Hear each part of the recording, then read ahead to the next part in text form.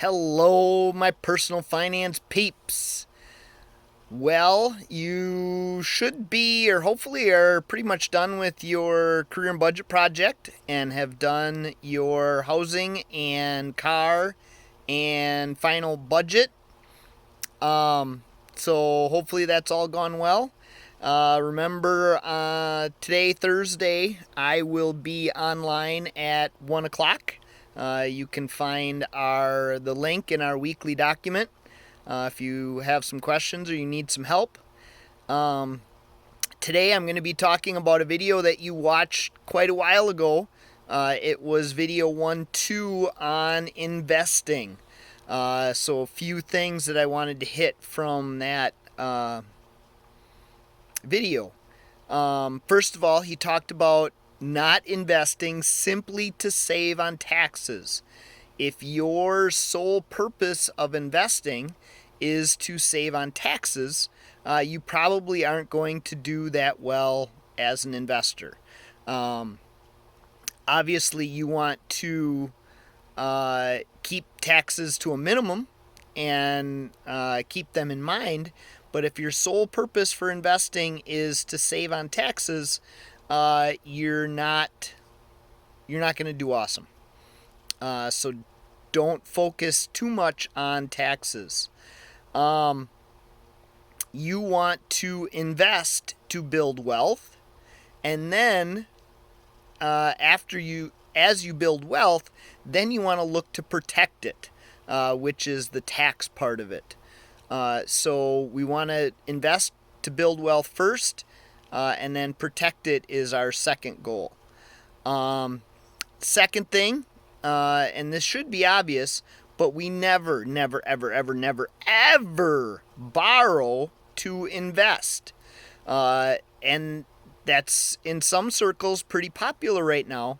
Interest rates are historically low, and so people are like, well, I can borrow at 3% and I can make 8%. That's a plus 5% for me. You're adding a whole lot of risk to your life. It's not a good choice. So we never borrow to invest. Oftentimes, and I think I've talked about this before, you will hear people talk about you don't want to pay off your mortgage early because you want that tax deduction. People that say that are either dumb or they don't understand taxes. I shouldn't say dumb. They can't do simple math. Basically, in a nutshell,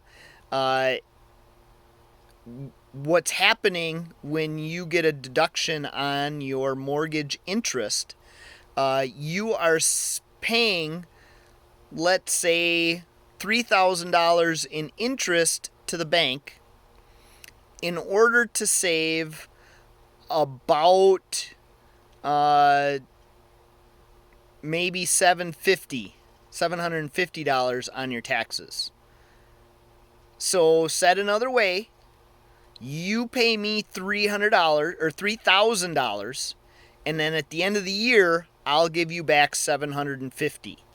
Great deal, right? Everyone signs up? No.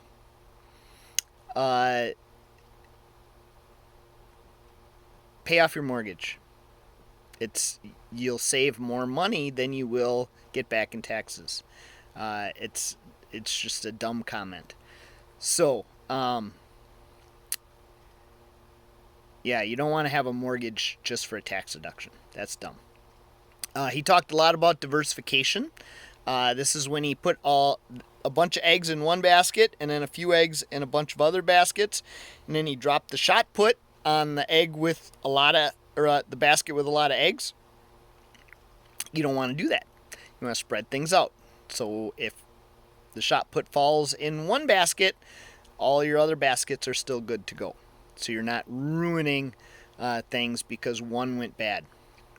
The other thing they said in the video, which is a great tip, because a lot of times salesmen are like, "Oh, you better get on it now. This won't be available tomorrow." There is no good investment on the planet that will go away tomorrow. So if they're pressuring you, if they're saying you have to do it now, don't wait, you have to do it now, run away quick. They're trying to sell you something that's good for them, not good for you. So no good investment will ever go away overnight.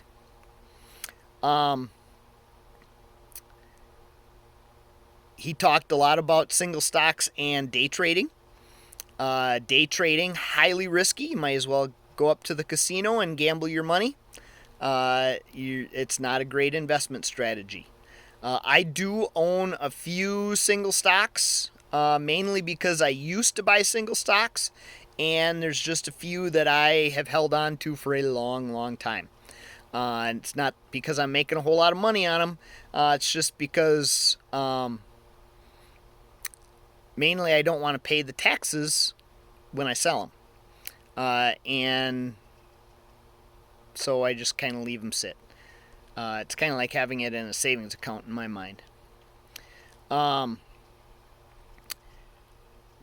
When you are investing, as risk goes up, so should your return. So now remember, risk means you could lose your money. But the more risk that you are willing to take on, the more the available return should be. The less risk, the less return. So if it's a very safe investment, you're probably not going to make a whole lot on it.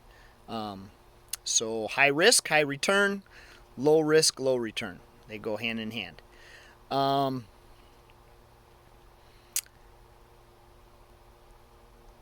You should always think of investing for 5 years or more. If you need the money in 5 years or less, then you want to look more at saving. So that would be the less risk, less reward side of it. If 5 years or more, you can afford more risk, more return. He talked about there being two kinds of risk. One risk is losing your money. The other is inflation and taxes. They say that you need to make at least 6% on your money to break even. So when you look at the inflation rate and the amount of taxes you're going to pay, you need to make at least 6% on your money just to break even. So that's something you have to consider. If you're putting your money in all low risk things, low return, you may feel like you're not losing any money, but when you calculate inflation and taxes, you are losing money. So got to do a little bit better, especially when you're investing long term. And then he discussed liquidity. Liquidity means how easy is it to get your money. Cash hidden in your mattress, very liquid. You can grab it anytime you want. Real estate, not liquid.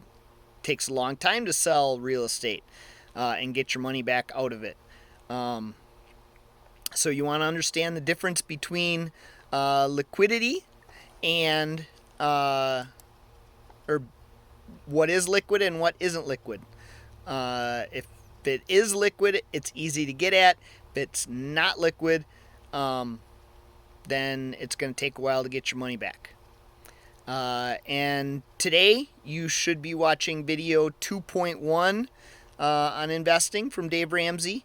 And your discussion question on Power School is explain why single stocks carry a high degree of risk. So that's your discussion question. Make sure you answer that question and make sure you respond to someone else's answer. So, see you tomorrow, Friday. Have a great day. Bye.